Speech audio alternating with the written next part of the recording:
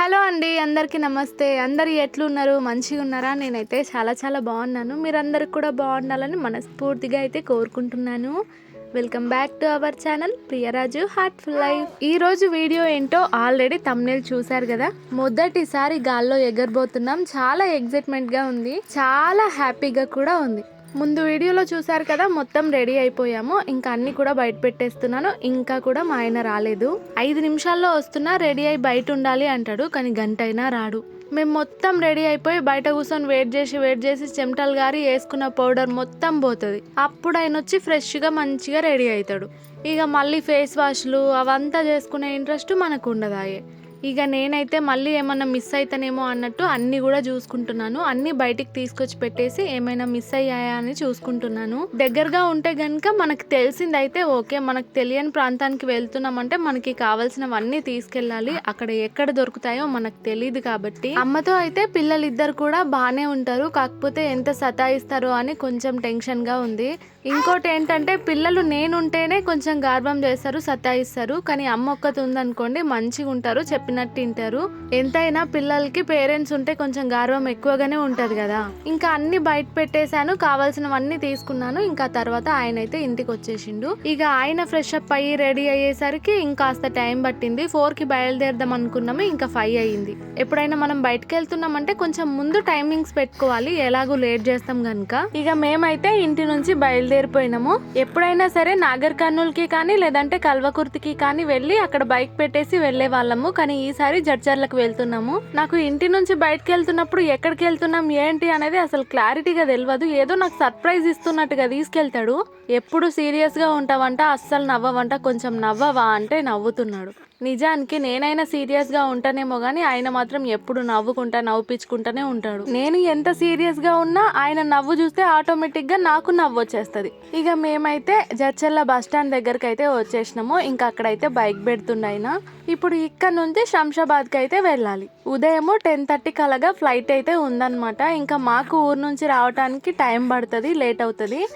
ఇక్కడికి కొంచెం ముందుగానే వస్తే బెటర్ కదా అన్నట్టు మేమైతే నైటే బయలుదేరినాము. తెలిసిన వాళ్ళ ఇంటి దగ్గరికి అయితే వెళ్తున్నాము. ఇక వచ్చి రాగానే మా ఆయన అయితే సమోసాలు తీసుకొచ్చిండు. ఇక తినుకుంటా కూర్చున్నా. మా బుడ్డదేమో నా చేతులకి గుంజుకుందామని చూస్తుంది. తనకి కూడా కావాలంట. పండ్లు లేవే వద్దే అంటే వినదే, ఒకటే ఏడుస్తుంది ఇచ్చేదాకా. ఇక ఒక గంటన్నరనో అయ్యింది అనుకుంటా. శంషాబాద్ దగ్గరికి అయితే వచ్చేసినాము. రోడ్కే ఉంటదన్నమాట మాకు తెలిసిన వాళ్ళ ఇల్లు.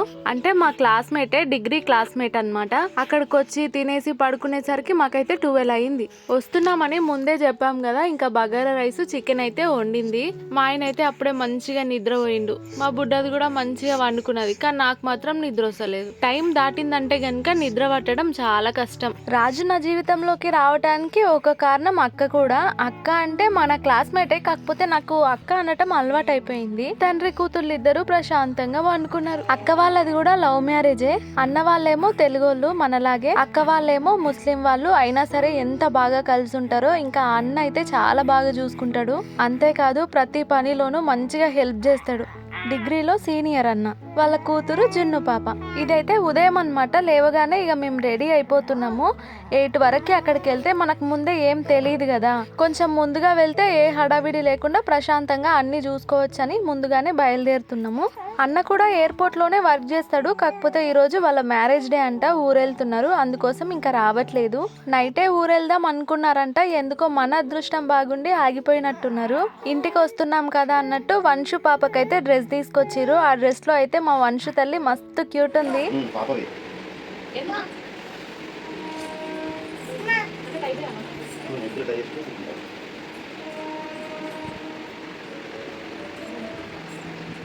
నాకైతే ఎంత ఎగ్జైట్మెంట్గా ఉందో అంత భయంగా కూడా ఉంది. ఫ్లైట్ అంటే చాలు ఏవేవో గుర్తొస్తాయి, మైండ్లో మొత్తం అవే తిరుగుతాయి. అందుకే కొంచెం టెన్షన్ అన్నమాట. మేమైతే ఫస్ట్ ట్రైన్కి వెళ్దాం అనుకున్నాము, కానీ ట్రైన్కి 1 డే పడుతుందంట. అదే ఫ్లైట్లో అయితే కనుక 1 అవర్ లేదంటే 1.5 అవర్ పడుతుందంట. సరే చూద్దాం, వెళ్ళేటప్పుడు అయితే ఫ్లైట్లో వెళ్దాము, వచ్చేటప్పుడు ఆలోచిద్దాంలే అనుకుని బయలుదేరాము. ఇక మా వంశు తల్లి అయితే రెడీ అయిపోయింది. నేనైతే రెడీ అవ్వాలి. వాళ్ళ ఫాదర్ కూడా రెడీ అయిపోయిండు. అక్కడిక్కడ పోయి మా ఆయన నువ్వే లేట్ అంటాడు. మొన్న షాపింగ్ మాల్కి వెళ్ళినప్పుడు ఈ డ్రెస్ కంటే కూడా నాకు వేరేది చాలా బాగా నచ్చింది, కాకపోతే మరీ దానికి 1200 చెప్పిండు, అంత ఉండదేమో అనిపించింది. మా బుడ్డి చూసిరా అసలు ఎంత క్యూట్గా ఉందో. క్యాప్, హెయిర్ బ్యాండ్, డ్రెస్ అన్ని కూడా అక్కే తీసుకొచ్చింది. డ్రెస్ కూడా కరెక్ట్ గా సెట్ అయిపోయింది. జున్ను ఓ జున్ను హాయ్ అను. హాయ్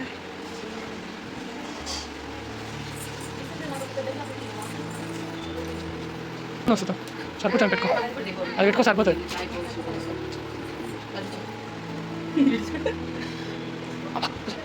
క్యాప్ బాగుంది, నాకు కూడా ఇప్పియే, ఫొటోస్ దిగనికే బాగుంటది అంటే ఆ పిల్లది నువ్వు పెట్టుకో సరిపోతుందిలే అంటున్నా మా ఆయన.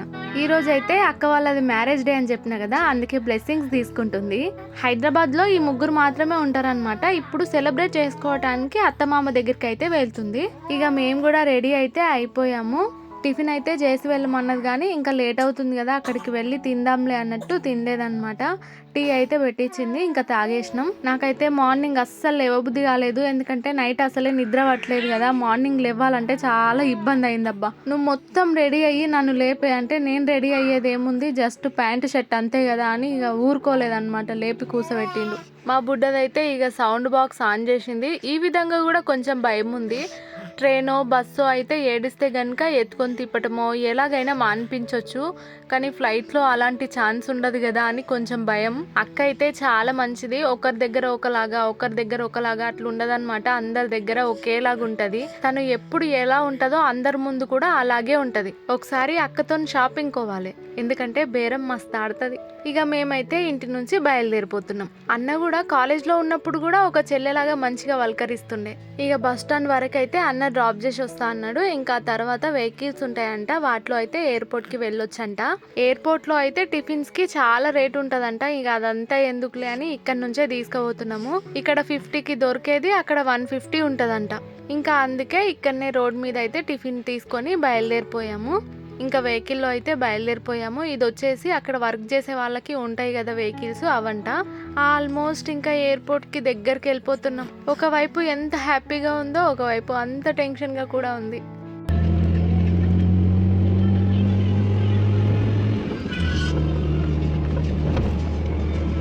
ఫ్లైట్ అంటే కొంచెం భయపడి కూడా వద్దన్నాను, ట్రైన్లో వెళ్దామన్నాను.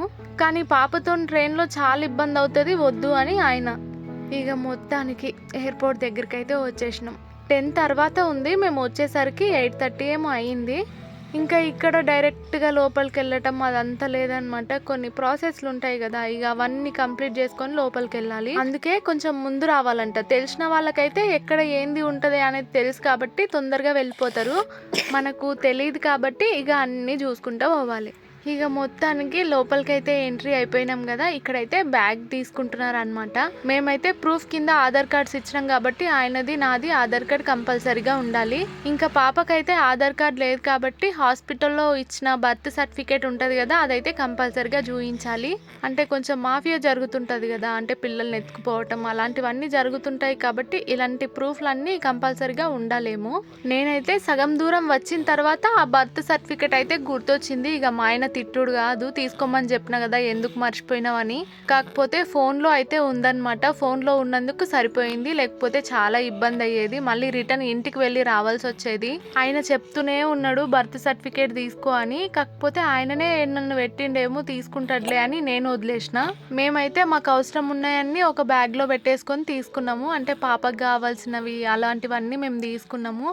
ఇంకా ఇంకొక బ్యాగ్ ఉంది కదా బట్టలు అవన్నీ, ఆ బ్యాగ్ అయితే ఇక్కడ తీసుకున్నారు. ఇంకా డైరెక్ట్గా మనం ఎక్కడ దిగుతామో అక్కడనే ఇస్తారంట. మాకైతే డైరెక్ట్గా ఫ్లైట్ అయితే లేదు, ఇక్కడ నుంచి పూణేలో దిగాలి, అక్కడ నుంచి మళ్ళీ బయలుదేరాలి. టికెట్స్ రేట్లు అయితే ఘోరంగా ఉన్నాయి అబ్బా. మిడిల్ క్లాస్ వాళ్ళ మంత్లీ శాలరీ కంటే కూడా ఎక్కువ ఉంది టికెట్. అంతెందుకు మా ఇద్దరు అబ్బాయిలకి కూడా నేను ఇంతవరకు టికెట్ తీసుకున్నదే లేదు, కాకపోతే మా బుడ్డదానికి తీసుకోవాల్సి వచ్చింది బా. అది కూడా పాపకి 100 500 కాదు 2000. ఫస్ట్లో అయితే మా ఇద్దరు బాబుల్ని కూడా తీసుకొని వద్దాం అనుకున్నాము, ఒక ట్రిప్ లాగా ఉంటుందని. కానీ ఇక్కడ టికెట్స్ రేట్లు చూసిన తర్వాత ఇంకా వద్దులే అనుకున్నాము. ఇక అక్కడికి వెళ్ళిన తర్వాత కూడా బాగా సతాయిస్తుంటారు, మన వల్ల కాదు, అసలే వర్క్ ఉంటుంది. ఇంకా వద్దులే అనుకొని డ్రాప్ అయిపోయి అమ్మనైతే పిలుచుకున్నాము. ఇక మా బుడతలకైతే మాకెంత టికెటో వాళ్ళకు కూడా అంతేనంట. ఇక్కడైతే మేము ఫోన్లో అయితే బుక్ చేసుకున్నాం అనమాట టికెట్స్ని. ఇక్కడికి వచ్చిన తర్వాత ఆధార్ కార్డ్స్, బుక్ చేసుకున్న టికెట్ అదంతా చూపిస్తే మాకు టికెట్స్ అయితే ఇచ్చిర్రు. ఇక లోపలికి అయితే వెళ్ళిపోతున్నాము. లోపలికి వెళ్ళేటప్పుడు కూడా చెక్కింగ్స్ అవన్నీ ఉంటాయి అన్నమాట. మన హ్యాండ్ బ్యాగ్స్, ఫోన్స్ అన్నీ ఇచ్చేసి పోవాలన్నమాట. మొత్తం చెక్ చేసిన తర్వాత మళ్ళీ మనది మనకి ఇస్తారు. ఇక మనం ఎక్కడ ఫ్లైట్ ఎక్కాలో అక్కడ దగ్గరికి అయితే వచ్చేసినాము. అక్కడే దగ్గరలో కూర్చొని ఇంకా టిఫిన్ అయితే చేయాలి. ఇక్కడ మన బ్యాక్ సైడ్ పెద్ద ఫ్లైట్ అయితే ఉందన్నమాట. దాన్ని వీడియో చేద్దామంటే అస్సలు పడతలేదు, బ్రైట్నెస్ వల్ల కనిపిస్తలేదు. నేను ఫస్ట్ ఏమనుకున్నానంటే మనల్ని ఫ్లైట్ దగ్గరికి పంపిస్తారేమో, దగ్గర నుంచి పెద్ద ఫ్లైట్ని చూడొచ్చు అనుకున్నాను. కానీ అలాగ లేదు. డైరెక్ట్గా నడుచుకుంటూ వెళ్తుంటే మొత్తం ఫ్లైట్ లోపలికి వెళ్ళిపోతున్నాం అనమాట. దాన్ని కింది నుంచి చూసే భాగ్యం లేదనమాట. కింది నుంచి వెళ్తామేమో, మంచిగా ఫొటోస్ తీసుకుందాం, దగ్గర నుంచి చూద్దాం అనుకున్నా. అంతా ఉత్తిదైంది. ఇంతకుముందు బ్యాక్ సైడ్ అయితే కనిపించింది కదా, ఫ్లైట్ ఉంది కదా, అట్లా ఫ్లైట్కి అటాచ్ చేసి ఒకటి కనిపిస్తుంది కదా, డైరెక్ట్గా అందులో నుంచి నడుచుకుంటూ వెళ్ళిపోతే అక్కడ సీట్లోకి, మన ఫ్లైట్లోకి వెళ్ళిపోతాం అనమాట. ఇక్కడికి వచ్చేంత వరకు మనకు కూడా తెలియదు. బస్ స్టేషన్లో లైన్గా బస్సులు ఎట్లా ఆగుతాయో ఇక్కడ కూడా ఫ్లైట్లు లైన్గా అట్లా ఆగినాయి. అబ్బా, ఇక్కడ నుంచి దాన్ని చూస్తుంటే ఒకవైపు ఆనందం, ఒకవైపు టెన్షన్, మధ్యలో నలిగిపోతున్నాను నేను. దెబ్బకి నాకు విమానం మూవీ గుర్తొచ్చింది. ఆ మూవీ చూసినప్పుడు అయితే ఫస్ట్ టైం నేను ఏడ్చిన. ఒక్క ఫ్లైట్ టికెట్ మీద మూవీ అంతా ఉందా, అంత కష్టమా అనుకున్నాను. కానీ నిజంగానే మిడిల్ క్లాస్ వాళ్ళకి కష్టమే. మనము భారతదేశంలో ఎక్కడికి ఫ్లైట్లో తిరిగినా సరే మనకి ఆధార్ కార్డ్స్ ఉంటే చాలు. బయటి దేశాలకు వెళ్ళాలంటేనే వీసాలని, పాస్పోర్ట్లని అన్నీ కావాలి. మధ్యతరగతి కుటుంబంలో చాలా మందికి ఉంటుంది ఫ్లైట్ ఎక్కాలని కోరిక. నాకు కూడా ఉండేది, కానీ అంత సీన్ లేదు అనుకునేదాన్ని. కానీ మొత్తానికి ఫ్లైట్ ఎక్కబోతున్నాను. అక్కడ అదే ఎగురుతుంటే ఇక్కడ నాకు భయం అవుతుంది. ఇంకాసేపట్లో మనం కూడా అట్లా ఎగురుకుంటూ పోతాం కదా, అందుకే అన్నమాట కొంచెం టెన్షన్. ఇంకా టైం ఉంది, ఏం చేయాలనో అర్థమైతలేదు, అందుకే అటు ఇటు తిరుగుతున్నాము. పాప కూడా ఒక్క దగ్గర కూర్చుంటే ఏడుస్తుంది. అదే అటు ఇటు తిరిగినాం అనుకో హాయిగా నవ్వుకుంటుంటది. స్టైల్ పడుతున్నావు, లుక్ మార్చినావు అనుకోకురి, అంటే దేనికి తగ్గట్టు ఉంటే బాగుంటుంది కదా అని కొంచెం చేంజ్ అయిన అంతే. ఇక నేను పెట్టుకున్న స్పెట్స్ అయితే నా పెద్ద కొడుకు మా నాన్నగానివి ఎత్తుకొచ్చేసిన. ఇక అటు ఇటు తిరుగుకుంటా, కొన్ని వీడియోలు తీసుకుంటా, ఫోటోలు తీసుకుంటా కాసేపు టైం పాస్ చేసినాం. మా బుడ్డది నన్ను ఫ్లైట్ ఎక్కిస్తుంది. ఈ ఛాన్స్ నాకు పాప పుట్టిన 1 monthకే వచ్చింది. కాకపోతే పాప చిన్నగా ఉంది కదా అన్నట్టు వదిలేసినాను అనమాట. మళ్ళీ ఇప్పుడు వచ్చింది ఆ ఛాన్స్. ఫస్ట్ అయితే పాపకి సెర్లాక్ తినిపించేస్తున్నాను. వచ్చేటప్పుడే ఒక టిఫిన్ స్పూను అన్నీ తీసుకొచ్చుకున్నాను కదా. ఇక్కడికి వచ్చిన తర్వాత కొన్ని వేడి నీళ్ళు అయితే పెట్టించుకొచ్చింది మా ఆయన. ఇక పాపకైతే తినిపించేస్తున్నాను. మేము కూడా తినేసినాము. బయట నుంచే టిఫిన్స్ అయితే తీసుకొచ్చుకున్నాం కదా, ఇక మేమైతే తినేసినాము. ఇంకా అక్కడిక్కడ టైం పాస్ చేసేసరికి మనకి టైం అయిందనమాట. అందుకే లోపలికి వెళ్తున్నాము. నావి చూసిరా బిత్తర్ చూపులు, లోపల మామూలుగా భయంగా లేదు. టికెట్స్ అయితే ఇచ్చిరనమాట. మొత్తం 6, అంటే ఇక్కడ 3, మళ్ళీ మధ్యలో దిగి ఎక్కాలి కదా, అక్కడ 3, మొత్తం కలిపి ఇక్కడనే ఇచ్చేసిరు. మనం వెళ్తున్న ఫ్లైట్ వచ్చేసి ఇండిగో. పాప అయితే బజ్జుకున్నది. దిగేంత వరకు ఇలాగే హాయిగా పడుకుంటే బాగుంటుండే. దగ్గర నుంచి ఫ్లైట్ని చూస్తే చాలా ఫొటోస్ దిగాలని ఆశ ఉండే, కానీ ఏం చేస్తాం, డైరెక్ట్గా దాంట్లోకి అయితే వచ్చేసినాం. నా ఫేస్ చూసిరా ఎంత డల్గా కనిపిస్తుందో. ఎందుకో ఇలా ఎక్కినప్పటి నుంచి రీసెంట్గా జరిగిన ఇన్సిడెంట్స్ గుర్తొస్తున్నాయి అన్నమాట. ఇందులో ఎక్కినప్పటి నుంచి అవే తిరుగుతున్నాయి మైండ్లో, అవే ఆలోచనలు వస్తున్నాయి. అంతేకాదు ఏదో అయినట్టు, మేము న్యూస్లో వస్తున్నట్టు తెగ పిచ్చి ఆలోచనలు. కాసేపు అయితే చాలా టెన్షన్ పడుకుంటా అట్లనే కూర్చున్నా. ఇంకా అది కొంచెం బయలుదేరిన తర్వాత కూడా ఇంకా టెన్షన్ పెరిగిపోయింది. ఫ్లైట్లో పైన వెళ్తుంటే కింది నుంచి టాటా చెప్పేటోళ్ళము, అలాంటిది ఇప్పుడు మనం ఫ్లైట్లో ఉండి కిందికి టాటా చెప్పే సమయం వచ్చింది.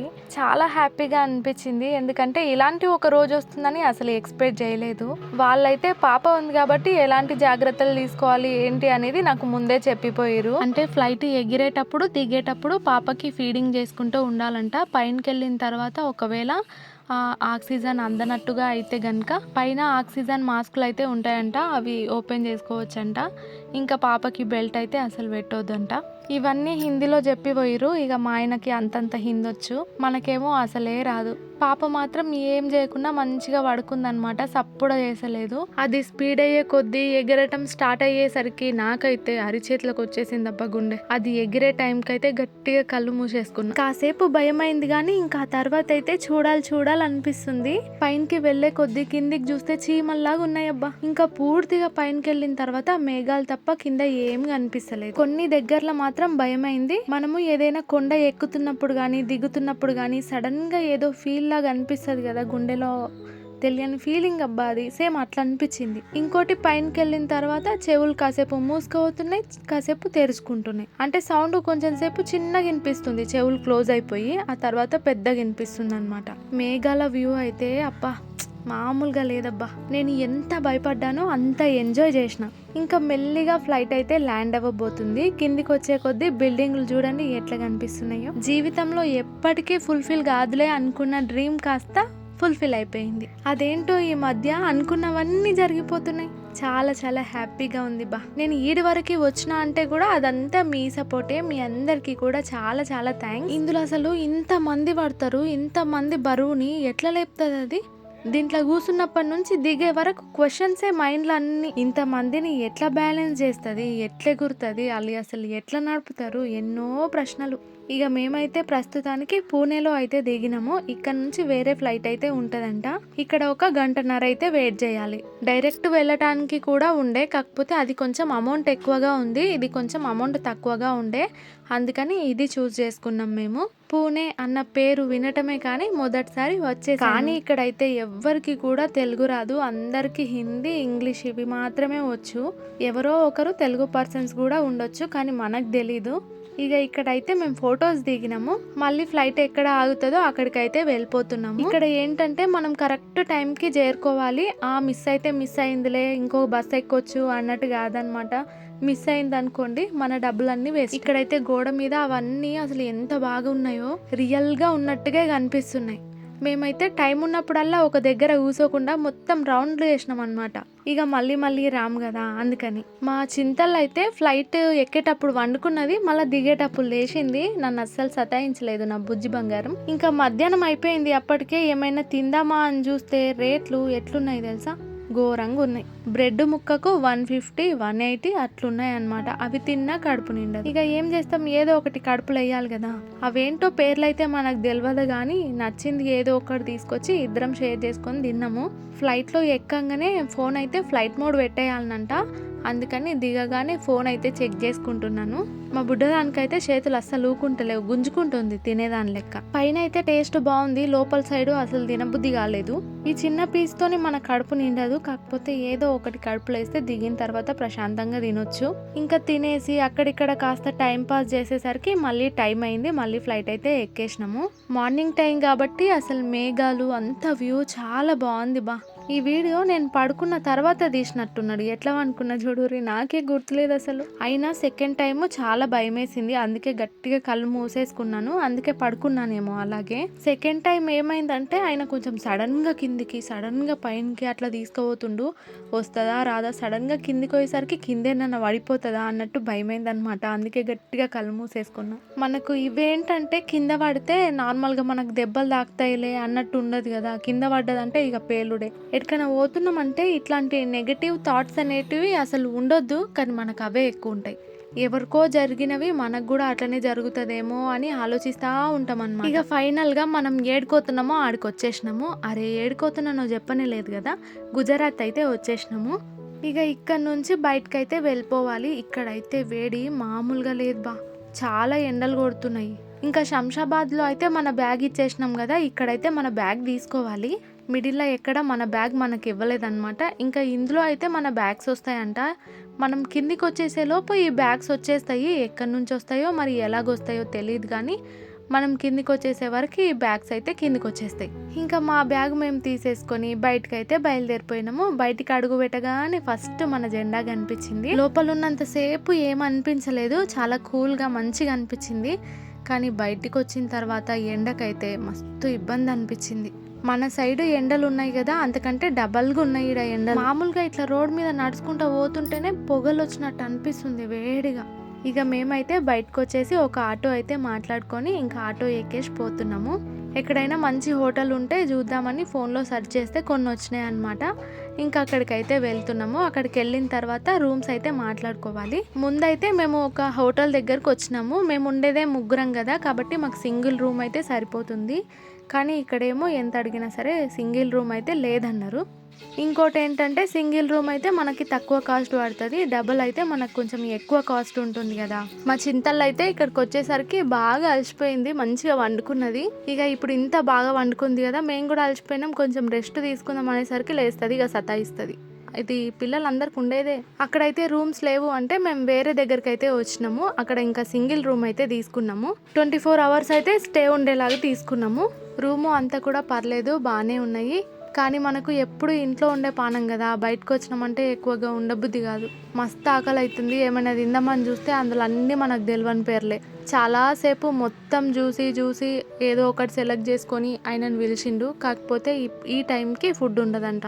సాయంత్రం అయిందనమాట, 5 ఏమో అవుతుంది.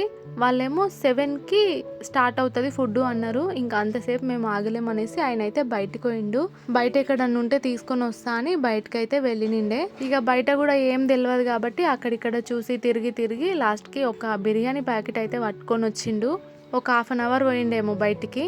ఇక పాప అయితే ఆడుకుంటుంది, మాకేమో ఫుల్ ఆకలి అవుతుంది.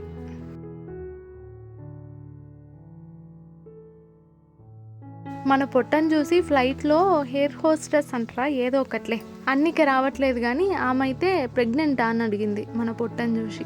ఏం చేస్తాం, ఎంత లుక్కులు మార్చినా ఏం మార్చినా పొట్టను మాత్రం దాచలేం కదా. బిర్యానీ అనగానే కడుపు నిండా తిందాం అనుకున్నా, కానీ మన సైడ్ ఉండేదానికి ఇక్కడ సైడ్కి చాలా డిఫరెంట్గా ఉంది. ఎక్కడికైనా వెళ్ళినామంటే కనుక ఫుడ్ కష్టాలు కంపల్సరీగా ఉంటాయి. ఎందుకంటే మన సైడ్ డిఫరెంట్, వాళ్ళ సైడ్ డిఫరెంట్. ఎక్కడ సైడ్ అయినా సరే వాళ్ళకి తగినట్టుగా వాళ్ళకు ఉంటాయి కదా. మనం వేరే సైడ్ వెళ్తే కనుక మనం ఫుడ్ కోసం ఎలా ఉంటుందో మన తంటాలు, సేమ్ వాళ్ళు ఇక్కడ సైడ్ వచ్చినా అలాగే ఉంటాయేమో. ఇక్కడ నేను ఏమంటున్నానంటే నిజంగా చెప్తున్నానే, దీనికంటే నేను 1000 రెట్లు మంచిగా చేస్తా అని చెప్తున్నా. చికెన్ కూడా డిఫరెంట్గా అనిపించింది. అంతేకాకుండా రైస్ కూడా మనకు ఉగ్రాని ఉంటుంది కదా, సేమ్ అలాగా అనిపించింది. ఆకలి మీద ఉన్నాం కాబట్టి ఏదో ఒకటి అనుకొని లాగించేసినాము. మా వంశు తల్లి అర్థం చేసుకొని కాసేపు సైలెంట్గా ఉందబ్బా, తిన్నంతసేపు నన్ను సతాయించలేదు. ఫస్ట్ టైం ఫ్లైట్ ఎక్స్పీరియన్స్ ఎలా ఉందంటే కాసేపు భయపడ్డాను, కానీ ఆ తర్వాత చాలా హ్యాపీగా అనిపించింది. చూడాలనిపించింది, బాగా ఎంజాయ్ చేశాను. మామూలుగా నాకు కొంచెం హైట్ ఎక్కి కిందికి చూసినామంటే మస్తు భయం అవుతుంది అనమాట, కింద పడిపోతానేమో అనిపిస్తుంది. కానీ ఫ్లైట్లో ఉండి చూసినప్పుడు అలాగా అనిపించలేదు. కొంచెం అవి అటు ఇటు మలుతుంటే కిందికి మీదికి వెళ్తుంటే కాస్త భయంగా అనిపించింది. కాకపోతే ఎంజాయ్ చేసిన. లైఫ్లో ఈ మూమెంట్ని ఎప్పటికీ మర్చిపోలేను. ఎందుకంటే బస్సు ట్రైను అది వేరు, ఫ్లైట్ ఎక్కటం నాకు వేరు. దాంట్లో ఎక్కి కూర్చున్నప్పుడు అయితే చిన్నప్పుడు ఫ్లైట్ వస్తే వాటిని చూడటం, అప్పుడేంటి ఇప్పుడు కూడా చూస్తాను, పిల్లలకి చూపిస్తాను.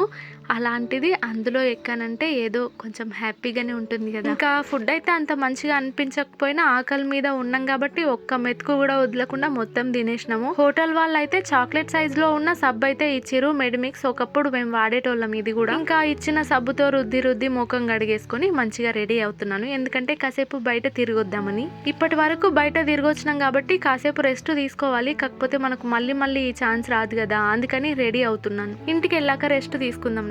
ఇక్కడ రెస్ట్ తీసుకునేంత టైం లేదనమాట. ఇక్కడ రెస్ట్ తీసుకున్నామంటే ఇంకా మనకు టైం వేస్ట్ అయిపోద్ది, మనం ఏదైనా చూడాలనుకున్నా చూడలేము.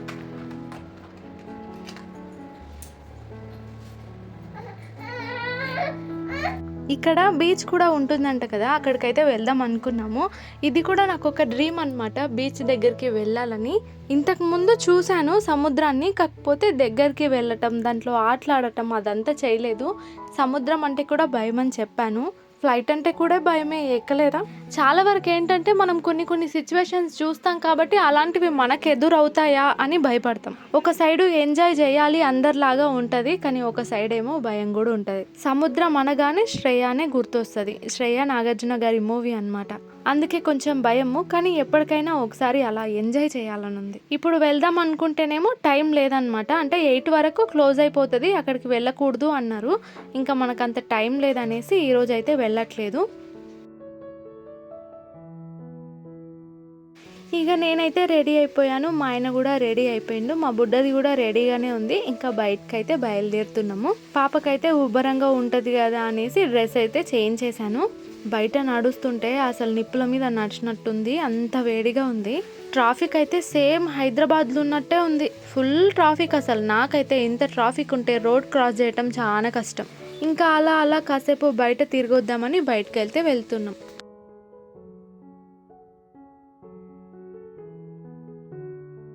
నాకైతే పాపను ఎత్తుకొని హ్యాండ్ అయితే మామూలుగా పెయిన్ వస్తలేదబ్బా, ఫుల్ పెయిన్గా ఉంది హ్యాండ్ అయితే. ఇంకా కాసేపు తను కాసేపు నేను అట్లా మేనేజ్ చేసుకుంటా ఉన్నాం. ఒకటి ఇట్లా ఎత్తుకునే బ్యాగ్ ఉంటుంది కదా, అది తీసుకోవాల్సింది. పిల్లల్ని వదిలేసి ఇన్ని డేస్ ఉండటం అయితే మొదటిసారి అనమాట. వాళ్ళని వదిలేసి ఇన్ని డేస్ అసలు ఎక్కడికి వెళ్ళలేదు, కానీ కొన్ని సార్లు తప్పదు కదా. నేను మా వారు ఎప్పుడు ఇలా ట్రిప్స్కి వెళ్ళింది కూడా లేదు. ఇది మాకు మెమొరబుల్ ట్రిప్ లాగా ఉండిపోద్ది. ఇంకా మొత్తం అక్కడక్కడ తిరిగేసి మళ్ళీ రిటర్న్ రూమ్కి అయితే వచ్చేసినాము. ఇంకా టీ అయితే తెప్పించుకున్నాము. 7 అవుతుందో 8 అవుతుందో ఈ టైంకి మేము టీ అయితే తాగుతున్నాము. జర్నీ చేస్తే చాలు నాకు అస్సలు పడదు, హెడేక్గా అనిపిస్తుంది, చాలా డల్ అయిపోతాను. ఇప్పుడే వచ్చాను కాబట్టి ఒక మాదిరిగా ఉన్నాను. ఇంకా వెళ్ళేటప్పుడు చూడండి, నన్ను జర్నీలో ఎంజాయ్ చేయాలి, అది ఇది మస్తు ఉంటాయి, కాకపోతే అంతకు మించి డల్ అయిపోతాను. మా వారైతే ఏడిపోయినా సరే ఆ క్రికెట్ మాత్రం వదలడు. టీవీలో అయితే హిందీలో వస్తుందన్నమాట క్రికెట్, అందుకే ఇంకా ఫోన్లో పెట్టుకున్నాడు. మనకైతే హిందీ రాదు, హిందీ తిప్పలు అయితే మామూలుగా లేవు ఇక్కడ. మా వారికి అంతో ఇంతో హిందీ వచ్చు కాబట్టి సరిపోయింది. ఇంటి దగ్గర అయితే టీ మానేశాను, కానీ ఇలా బయటికి వెళ్ళినప్పుడు మాత్రం టీ తాగాక తప్పుతలేదు. మా చింతల్లికి కూడా ఇక పడుకునే టైం అయిందనమాట, అందుకే ఏడుస్తుంది. ఇంకా టీ తాగేసి ఫస్ట్ తనని బజ్జు పెట్టాలి.